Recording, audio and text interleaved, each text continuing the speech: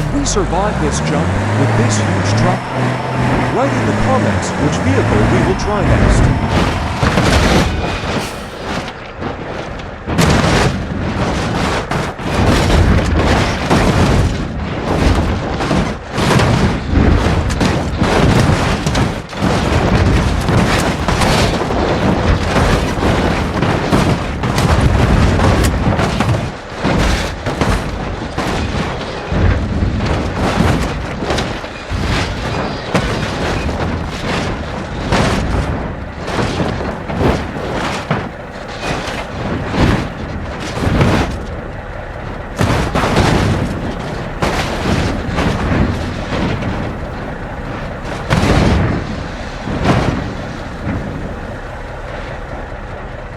I think we have done.